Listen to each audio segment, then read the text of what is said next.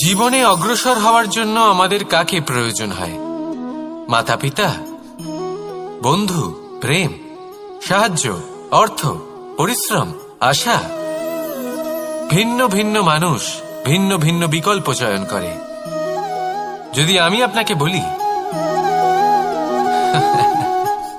তাহলে জয় আর পরাজয়ের মন্ত্র দুটো শব্দের উপর নির্ভর করে, মেনে নেওয়া আর দৃঢ় হওয়া।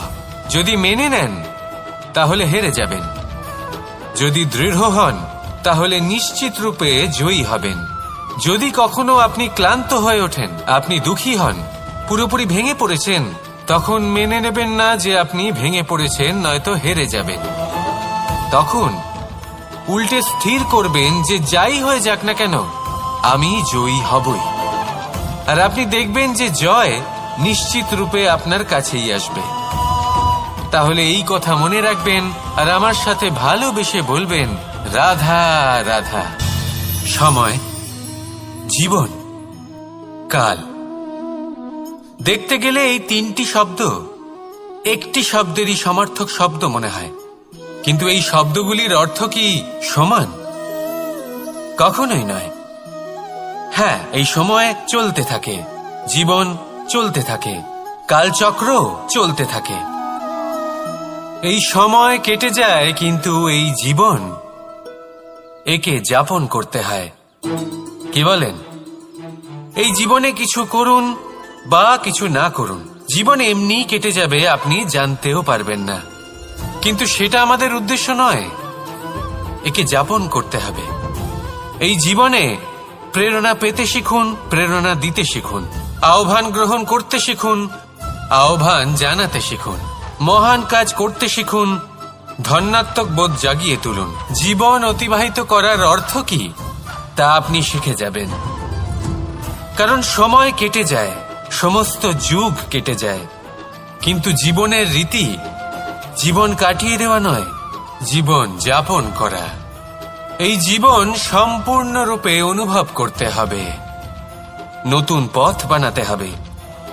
এবারে যদি এই জীবন বাঁচার সময় একবার ভেবে দেখুন, যদি মনে প্রেম থাকে, সদ্ভাবনা থাকে, তাহলে কি হবে?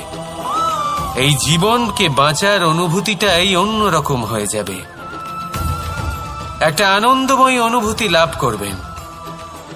তাহলে এটাই করুন আর আমার সাথে ভালোবেসে বলুন, রাধা রাধা। আপনি কি কখনো কোনো জলের ধারা দেখেছেন?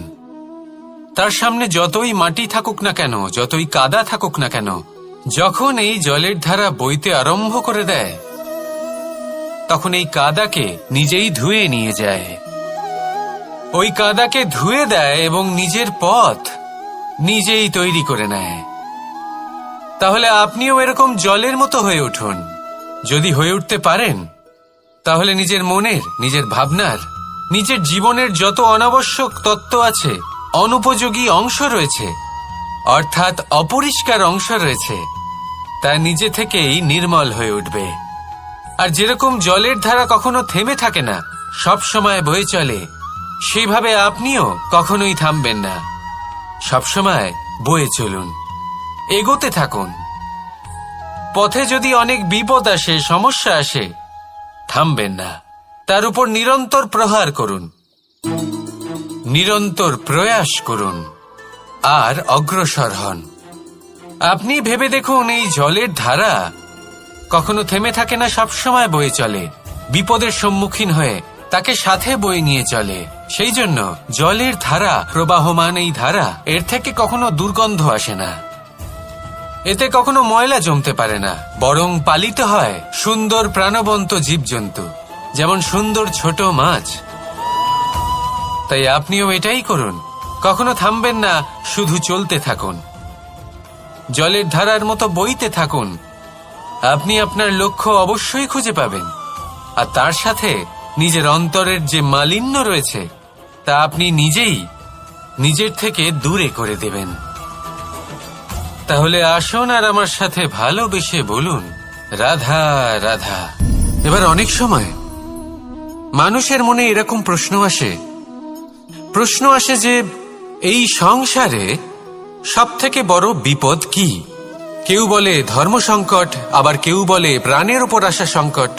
প্রত্যেক মানুষের জীবনে বিভিন্ন সংকট আসে, আর এই সমস্ত সংকট অত্যন্ত বিচিত্র হতে পারে। এই সমস্ত সংসার হলো সংকট দ্বারা পরিপূর্ণ। ঠিক আছে, আপনাকে একটা উদাহরণ দিই। একজন ধনী ব্যক্তি, এবার ওনার জীবনে সংকট কি হতে পারে? সংকট এটাই যে কেউ তার সম্পত্তি চুরি না করে নেয়, আমরা বুঝতে পারছি। এবার একজন চোর, তার জীবনে সংকট কি হতে পারে?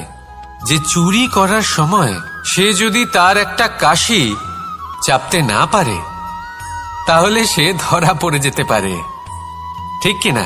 আবার অনেক সময় এমনও হয় যে যার জন্য আমি সংকট, সেও আমার কাছে সংকট। যেমন এই পরিস্থিতিতে দেখুন, সংকট হলো সংকট, এ তো জীবনে থাকবে, কিন্তু এর সম্মুখীন কিভাবে হওয়া যায়? খুব সরল। সব এটার ওপর নির্ভর করে, মনের ওপর। এই মনকে নিয়ন্ত্রণ করলে সব ঠিক থাকবে।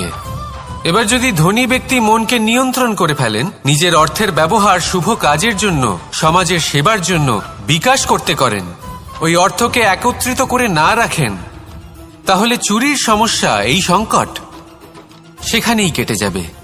এবার যদি কথা বলি সেই চোরের, তাহলে চোর যদি নিজের মনকে সংযত করে নেয়, যদি নিজের কর্মকে নিয়ন্ত্রণ করতে পারে, তাহলে এমন কোনো স্বর নেই, এমন কোনো স্বর নেই যা ওকে ধরা পড়তে বাধ্য করবে। সেই জন্য জীবনে সংকট যতই আসুক, যত বড়ই সংকট আসুক না কেন, কবচ হলো একটাই, আর এই কবচের নাম হলো আত্মনিয়ন্ত্রণ। নিজের মনকে নিয়ন্ত্রণে রাখতে শিখুন। এটা নিজের জীবনে প্রয়োগ করে তো দেখুন। যদি আপনি করতে পারেন, তবে আপনি দেখবেন যে সংকট তো জীবনে আসা যাওয়া করে, কিন্তু সেই সংকটগুলির সম্মুখীন আপনি এইভাবে করতে পারবেন।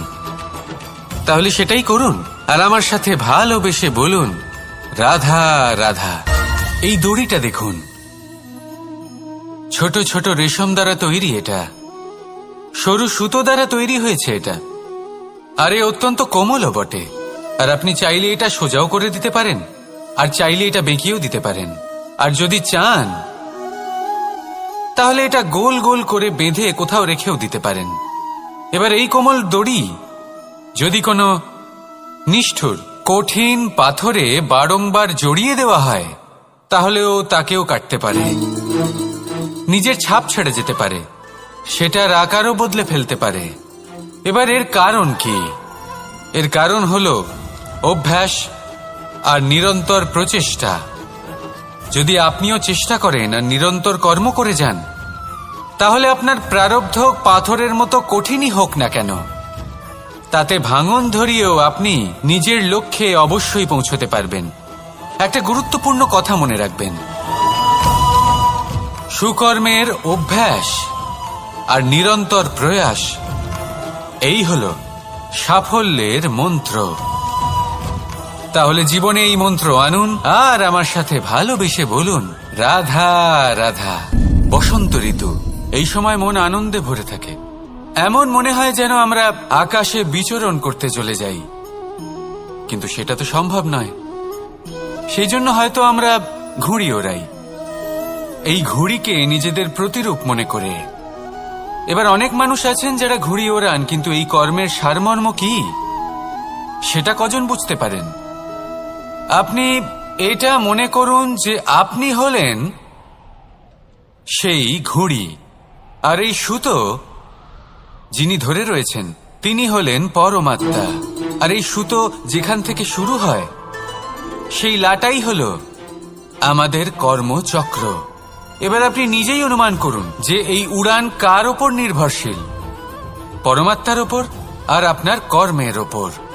যদি পরমাত্মা আপনার হাত ধরে থাকেন, আপনার সাথে থাকেন, যদি আপনি শুভ কর্ম করতে থাকেন, আপনি এই আকাশে উড়তে থাকবেন। কিন্তু কোথাও কোথাও যদি পরমাত্মার সাথে এই বন্ধন ছিন্ন হয়, আপনার কর্মচক্র খারাপ হয়ে যায় বা থেমে যায়, তাহলে আপনার এই ঘুড়ি কেটে যাবে আর দূরে কোনো গাছের ডালে গিয়ে আটকে যাবে।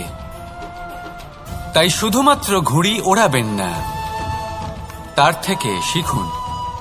পরমাত্মার সাহচর্যে থাকুন, সবসময় শুভকর্ম করতে থাকুন আর সবসময় এই আকাশে উড়তে থাকুন।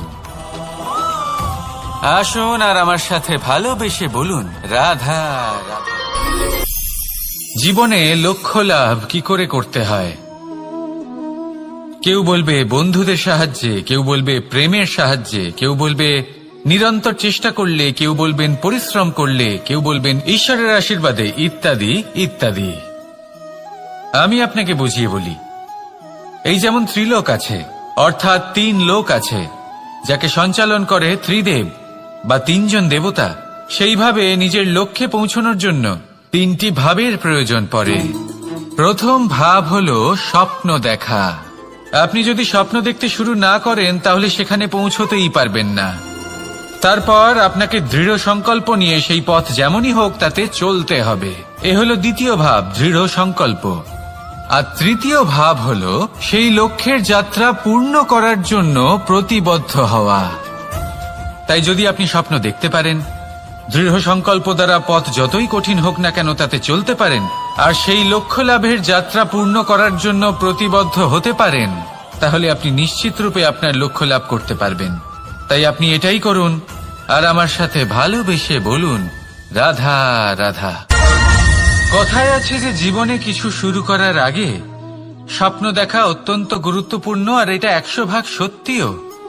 কিন্তু কিছু মানুষ স্বপ্ন দেখা শুরু না হয় করে দেন, কিন্তু তারপর থামেনি না। স্বপ্ন দেখতেই থাকেন, তারা ভাবতেই থাকেন, কর্ম করেন না। এমন সময় আপনাকে নিজেকে জাগিয়ে তুলতে হবে। নিজেকে বলতে হবে যে এবার উঠে কর্ম করার সময় এসে গেছে। কারণ আপনারা যদি অত্যাধিক বিচার করতে থাকেন, স্বপ্ন দেখতে থাকেন, তাহলে উঠে কিছুই করতে পারবেন না। আপনি শুধু একটা কাজ করুন, উঠে কর্ম করা আরম্ভ করে দিন। তারপর ভেবেচিন্তে ধীরে ধীরে নিজের কর্মকে দিশাও দিন আর তাকে উচিত গতিও দিন। কারণ এটাই হলো সাফল্যের মূল মন্ত্র। না শুধু কর্ম করুন না ভাবনা চিন্তা করে, আর না শুধু ভাবুন কর্ম না করে। সাফল্যের মূল মন্ত্র হলো এর ভারসাম্যে। তাহলে এটাই করুন, সাফল্যকে লাভ করুন আর আমার সাথে ভালোবেসে বলুন, রাধা রাধা। সূর্যের মনে হয় যে তার থেকে বেশি তেজস্বী আর উজ্জ্বল কেউ নেই, তাই তার এই অহংকার ভঙ্গ করার জন্য মেঘ চলে আসে। তারপর এই মেঘের অহংকার বেড়ে যায় যে তার থেকে বেশি ঘন আর কেউ নেই। তারপরে বাতাসের একটা প্রবল দমক আসে আর মেঘেদের ছিন্ন ভিন্ন করে দিয়ে চলে যায়। তখন বায়ুর অহংকার বেড়ে যায়, আরো ভাবে যে তার থেকে বেশি শক্তিশালী আর কেউ নেই। এই দমকা বাতাস যখন বিশাল এক পর্বতের সাথে ধাক্কা খায়, তখন সেই বাতাসের অহংকারও চূর্ণ বিচূর্ণ হয়ে যায়। তারপরে পর্বত ভাবে যে তার থেকে বেশি ধীর আর শক্তিশালী আর কেউ নেই। তখন পৃথিবীতে ভূমিকম্প হয় আর সেই বিশাল পর্বত চূর্ণ বিচূর্ণ হয়ে যায়, তারও অহংকার ভেঙে যায়। এবার ধরিত্রীর অহংকার হতে থাকে। ধরিত্রী বলে যে আমার উপর সবকিছু টিকে রয়েছে, আমার থেকে বেশি শক্তিশালী আর কেউ নেই। একটা ছোট্ট ইঁদুর আসে, মাটিতে গর্ত করে আর মাটি ধসিয়ে দেয়। ধরিত্রীর অহংকার ভেঙে যায়। এর তাৎপর্য হলো সরল, এই সংসারে অহংকার কখনো স্থির থাকে না, এই অহংকার ভাঙবেই। এটা হলো সাংসারিক চক্র। আমাদের নিজেদের জীবনে কর্তব্য পালন করতে হবে, কর্ম করতে হবে, কিন্তু অহংকার নয়। যে ব্যক্তি এটা বুঝতে সক্ষম হন তাকে জ্ঞানী বলা হয়, আর যে মানুষ এটা বুঝতে পারেন না তিনি সারা জীবন শোধ প্রতিশোধ মান অভিমানের এই চক্রে আটকা পড়েন। এবার আপনি কি এই চক্রে আটকে থাকতে চান নাকি জ্ঞানী হয়ে উঠতে চান? সেই চয়ন আপনারই। আসুন আর আমার সাথে ভালোবেসে বলুন, রাধা রাধা। কোন যোদ্ধা জন্ম থেকে যোদ্ধা হন না, তিনি যোদ্ধা হবেন কিনা চয়ন করেন। তিনি যোদ্ধা হবেন বলে তখনই স্থির করেন যখন তিনি পিছু হটবেন না বলে দৃঢ় প্রতিজ্ঞ হন। যদি ওনার সামনে অশুভ কিছু হয় তার বিরোধিতা করতে দৃঢ় প্রতিজ্ঞ হন, তবেই তিনি যোদ্ধা হতে পারেন। কেউই যোদ্ধা হয়ে এই পৃথিবীতে জন্মগ্রহণ করেন না। আপনি কি হতে চান? সেই দর্শক হতে চান যারা যুদ্ধভূমিতে বসে থেকে অন্য কারোর জয়ে উচ্ছ্বাস প্রকাশ করেন, নাকি সেই যোদ্ধা হতে চান যিনি নিজের শৌর্য দিয়ে, বীরত্ব দিয়ে পরাক্রম প্রদর্শন করেন এবং যার প্রশংসা যুগ যুগ ধরে হয়ে চলে? সিদ্ধান্ত আপনারই। আসুন আর আমার সাথে ভালোবেসে বলুন, রাধা রাধা। সাফল্য খুব সহজ এক শব্দ। এটা হলো সেই সব শব্দের মধ্যে অন্যতম যা মানুষ একটু বুঝলেই ভাবেন সব বুঝে ফেলেছি, আর যেই উনি বুঝতে পারেন সাফল্য কি, আজীবন সেই সাফল্যের পেছনেই ছুটতে থাকেন। এই সাফল্য হলো একটা খেলার মতো, যাতে মানুষ নিজের সমস্ত জীবন বাজি লাগিয়ে দেন। আর প্রত্যেক খেলার মতোই এরও কিছু নিয়ম রয়েছে। আর প্রাথমিক নিয়ম হলো, এই সাফল্য লাভ করার জন্য সাফল্য লাভ করার স্বপ্ন আপনাকে অবশ্যই দেখতে হবে। আগে হ্যাঁ, কিন্তু শুধুমাত্র স্বপ্ন দেখলেই কিছুই হবে না। স্বপ্ন দেখুন, তারপরে আপনার নিজের নিদ্রাকে ভঙ্গ করতে হবে, দিনরাত পরিশ্রম করতে হবে, দিনরাত চেষ্টা করতে হবে, তবেই এই সাফল্য আপনার কাছে আসবে আর আপনার পদানত হবে। তাহলে স্বপ্ন দেখুন আর পরিশ্রম করে তাকে সার্থক করুন। যদি এটা করেন তবেই সাফল্য সহজেই আপনার কাছে আসবে। আর তখন মন প্রসন্ন হয়ে বলবে, রাধা রাধা। সমস্যা।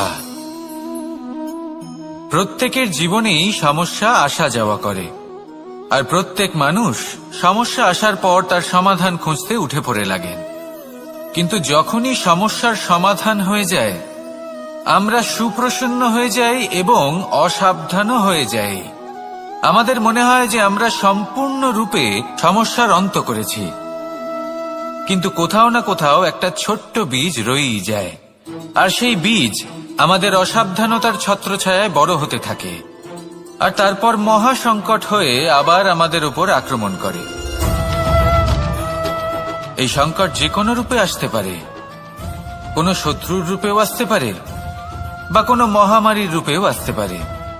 সেই জন্য সবসময় সাবধান থাকাই উচিত, কারণ অসাবধান হলে কি হয়, আমাদের সুরক্ষা চক্রে একটা ছেদ উৎপন্ন হয়, আর আমাদের শেষ করতে পারে এমন এক বাণ সেই ছেদ বিন্দু হয়ে আমাদের হৃদয়ে প্রবেশ করতে পারে। তাই যে কোনো সমস্যার সমাধান করুন, জয়ী হন, উৎসব পালন করুন, কিন্তু সাবধানে থাকবেন। আসুন আর আমার সাথে ভালোবেসে বলুন, রাধা রাধা। আমাদের জীবনে দুই ধরনের সম্পত্তি হয়ে থাকে, এক হলো ভৌতিক সম্পত্তি, এক হলো জৈবিক সম্পত্তি। অর্থ, সম্পদ, সুবিধে, খাদ্য, এইসব ভৌতিক সম্পত্তির মধ্যে পড়ে। ব্যক্তি, মিত্র, পরিবার, আমাদের আপনজন, আত্মীয় স্বজন সব জৈবিক শ্রেণীতে পড়ে। আর প্রত্যেক মানুষের পক্ষে এই বিভাজন বোঝা অত্যন্ত আবশ্যক, কারণ মূলত আমাদের ব্যবহার দুই রকমের হয়ে থাকে। হয় আমরা ভালোবাসি বা আমরা সদ্ব্যবহার করি। আর সবথেকে বড় ভুল আমরা তখন করি যখন আমরা বুঝতেই পারি না যে ভালোবাসবো কাকে আর ব্যবহার করব কাকে। আমরা ভৌতিক সম্পত্তি ভালোবেসে ফেলি আর ব্যবহার করি জৈবিক সম্পত্তিকে, যেখানে এটা অনুচিত। জৈবিক সম্পত্তিকে ভালোবাসুন আর ভৌতিক সম্পত্তিকে ব্যবহার করুন। যেদিন আপনার মধ্যে এই বোধ জাগ্রত হবে যে কাকে ভালোবাসবেন আর কাকে ব্যবহার করবেন, সেই দিন আপনার জীবনে শুধুই শান্তি বিরাজমান হবে। আর তখন এই মন প্রসন্ন হয়ে বলবে, রাধা রাধা।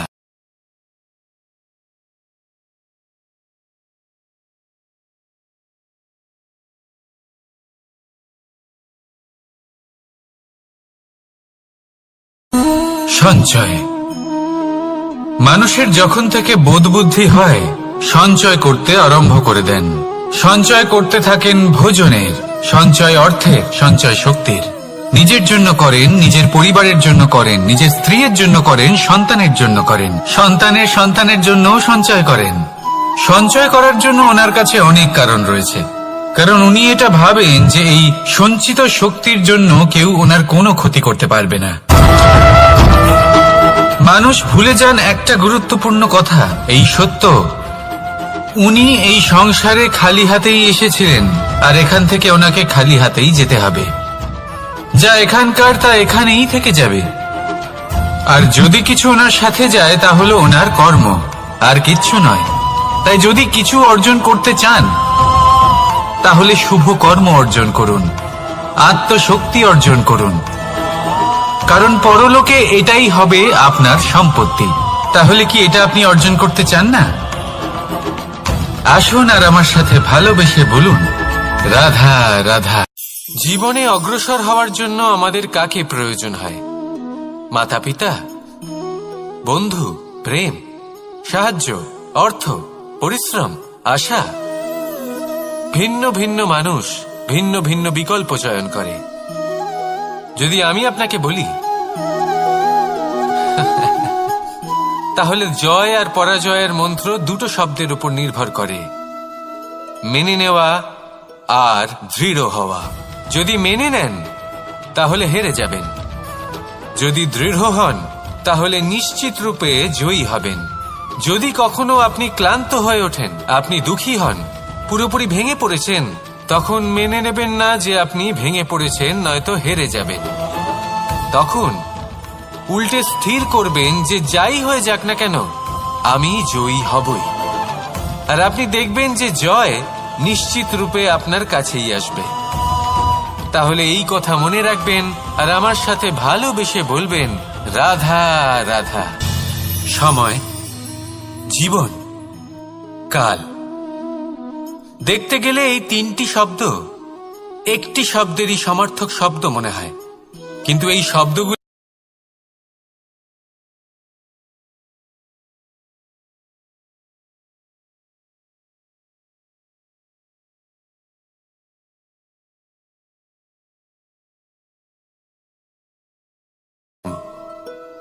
একে যাপন করতে হয়। কি বলেন? এই জীবনে কিছু করুন বা কিছু না করুন, জীবন এমনি কেটে যাবে, আপনি জানতেও পারবেন না। কিন্তু সেটা আমাদের উদ্দেশ্য নয়, একে যাপন করতে হবে। এই জীবনে প্রেরণা পেতে শিখুন, প্রেরণা দিতে শিখুন, আহ্বান গ্রহণ করতে শিখুন, আহ্বান জানাতে শিখুন, মহান কাজ করতে শিখুন, ধন্যাত্মক বোধ জাগিয়ে তুলুন।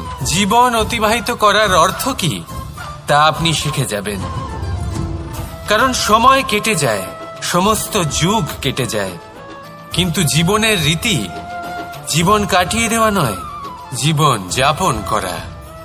এই জীবন সম্পূর্ণরূপে অনুভব করতে হবে, নতুন পথ বানাতে হবে।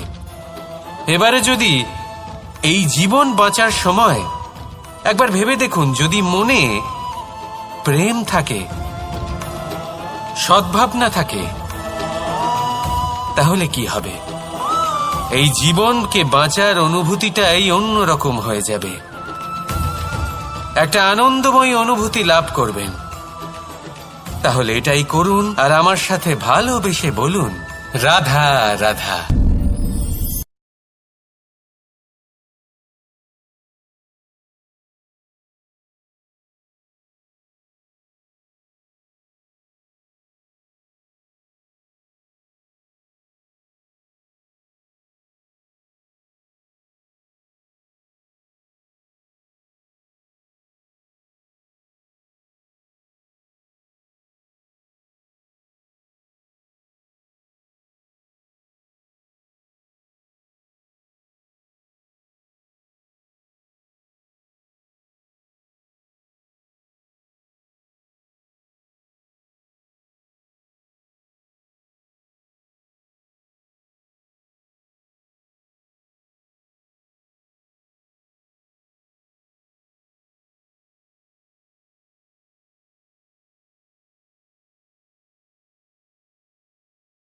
সে থামবেন না, তার উপর নিরন্তর প্রহার করুন, নিরন্তর প্রয়াস করুন আর অগ্রসর হন। আপনি ভেবে দেখুন, এই জলের ধারা কখনো থেমে থাকে না, সবসময় বয়ে চলে। বিপদের সম্মুখীন হয়ে তাকে সাথে বয়ে নিয়ে চলে। সেই জন্য জলের ধারা, প্রবাহমান এই ধারা, এর থেকে কখনো দুর্গন্ধ আসে না, এতে কখনো ময়লা জমতে পারে না, বরং পালিত হয় সুন্দর প্রাণবন্ত জীবজন্তু, যেমন সুন্দর ছোট মাছ। তাই আপনিও এটাই করুন, কখনো থামবেন না, শুধু চলতে থাকুন, জলের ধারার মতো বইতে থাকুন। আপনি আপনার লক্ষ্য অবশ্যই খুঁজে পাবেন, আর তার সাথে নিজের অন্তরের যে মালিন্য রয়েছে তা আপনি নিজেই নিজের থেকে দূরে করে দেবেন। তাহলে আসুন আর আমার সাথে ভালোবেসে বলুন, রাধা রাধা। এবার অনেক সময় মানুষের মনে এরকম প্রশ্ন আসে যে এই সংসারে সবথেকে বড় বিপদ কি? কেউ বলে ধর্ম সংকট, আবার কেউ বলে প্রাণের উপর আসা সংকট। প্রত্যেক মানুষের জীবনে বিভিন্ন সংকট আসে, আর এই সমস্ত সংকট অত্যন্ত বিচিত্র হতে পারে। এই সমস্ত সংসার হলো সংকট দ্বারা পরিপূর্ণ। ঠিক আছে, আপনাকে একটা উদাহরণ দিই।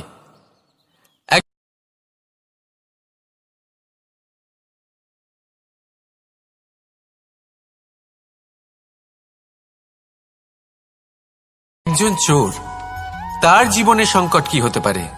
যে চুরি করার সময় সে যদি তার একটা কাশি চাপতে না পারে, তাহলে সে ধরা পড়ে যেতে পারে, ঠিক কিনা?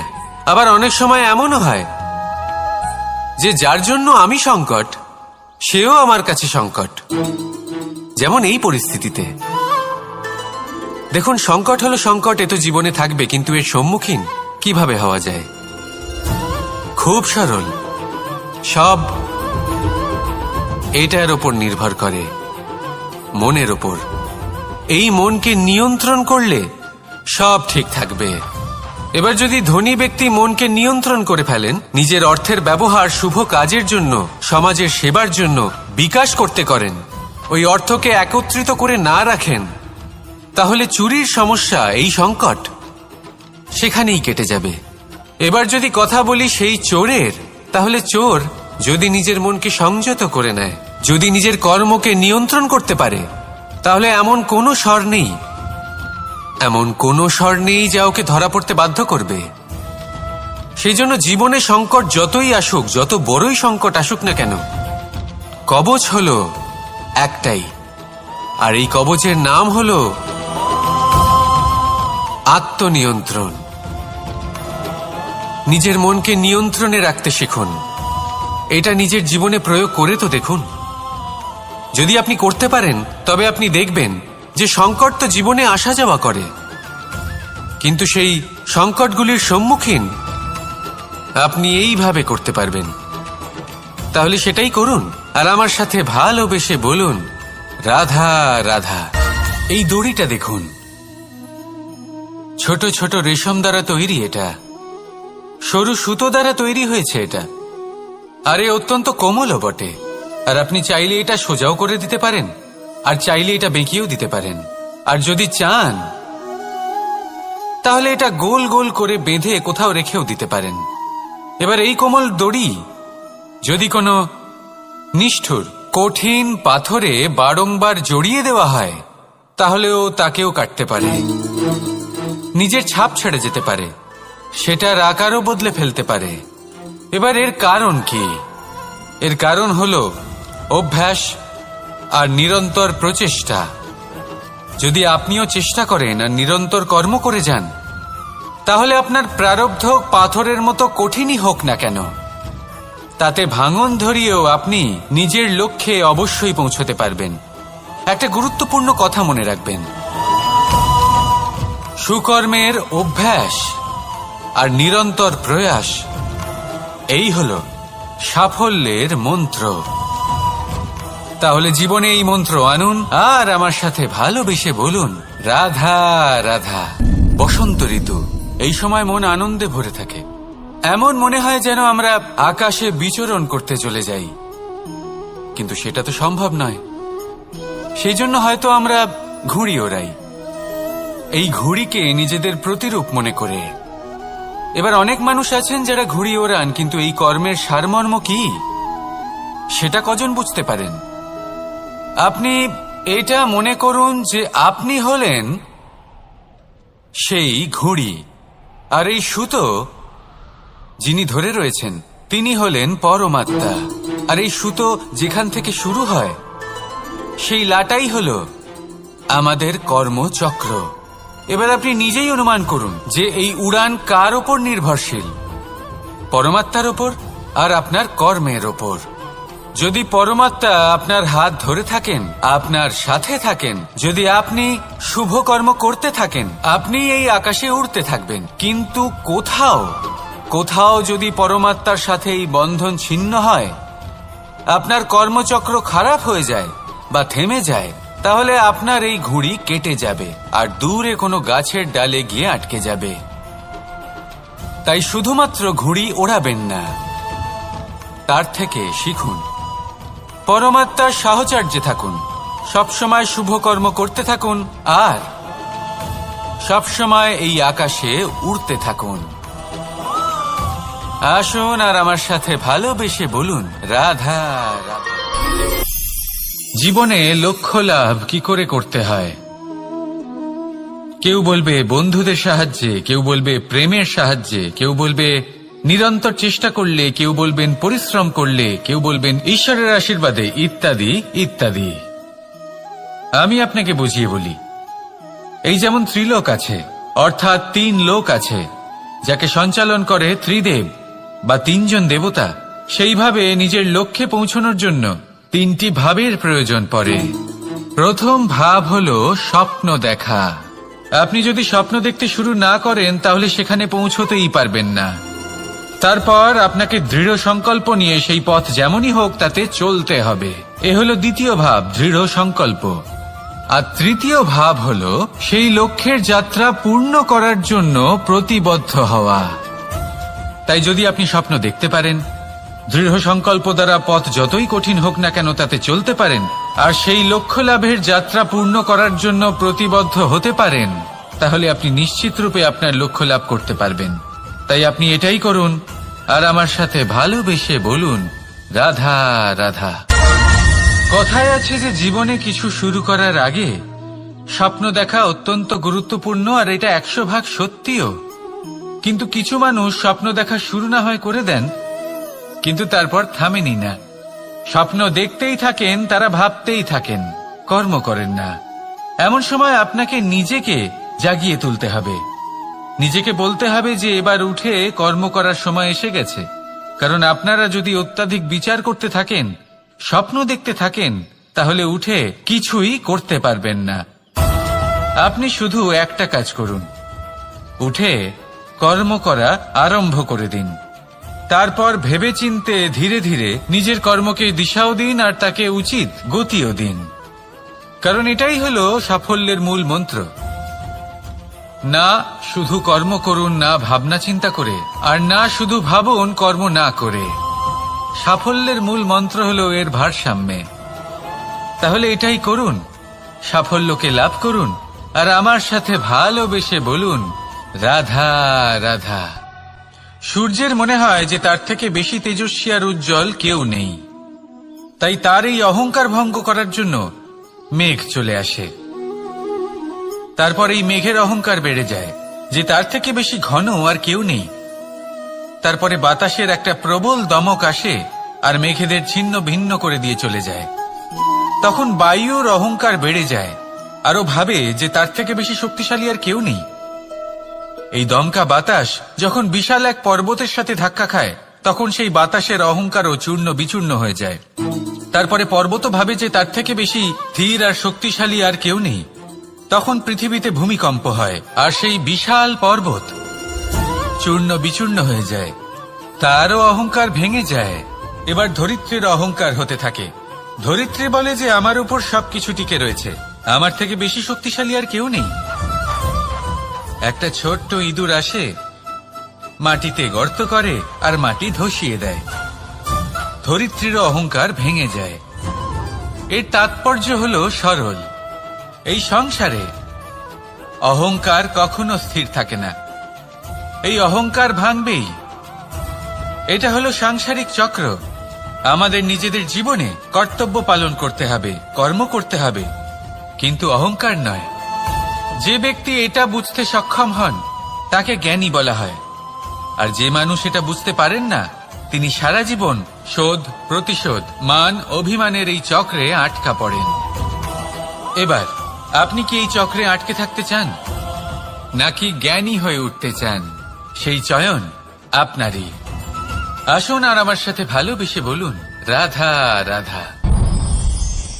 কোন যোদ্ধা জন্ম থেকে যোদ্ধা হন না, তিনি যোদ্ধা হবেন কিনা চয়ন করেন। তিনি যোদ্ধা হবেন বলে তখনই স্থির করেন যখন তিনি পিছু হটবেন না বলে দৃঢ় প্রতিজ্ঞ হন।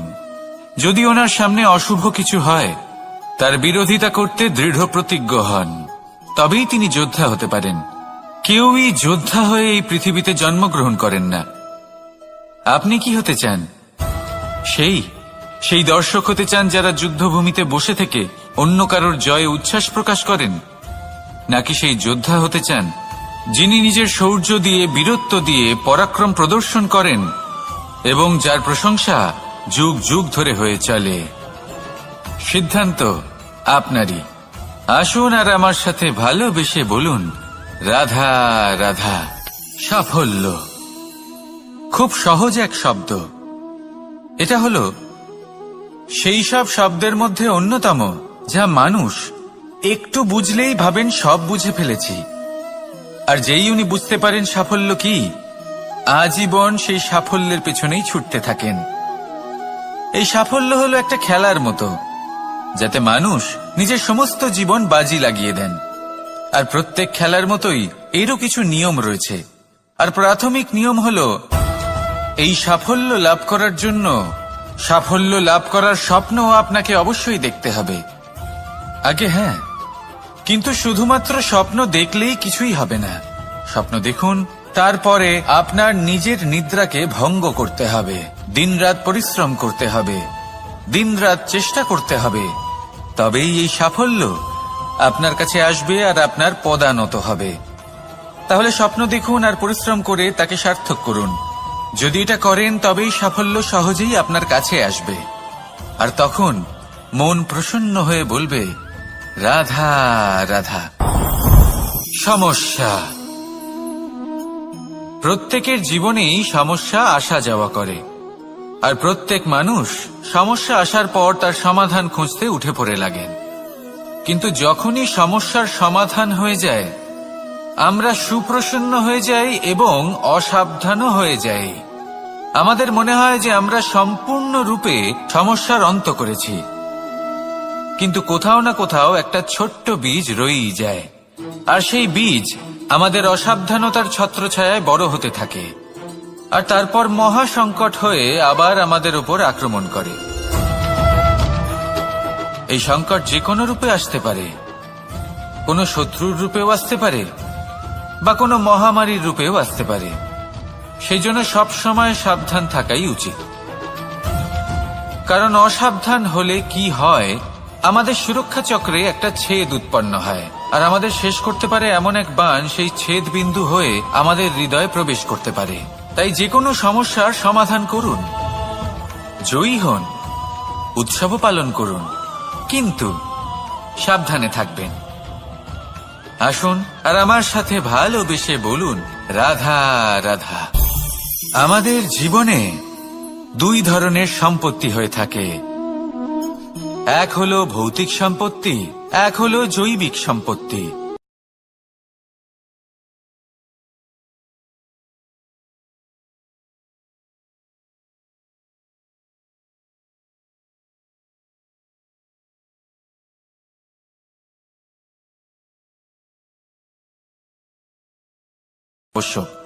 কারণ মূলত আমাদের ব্যবহার দুই রকমের হয়ে থাকে, হয় আমরা ভালোবাসি বা আমরা সদ্ব্যবহার করি।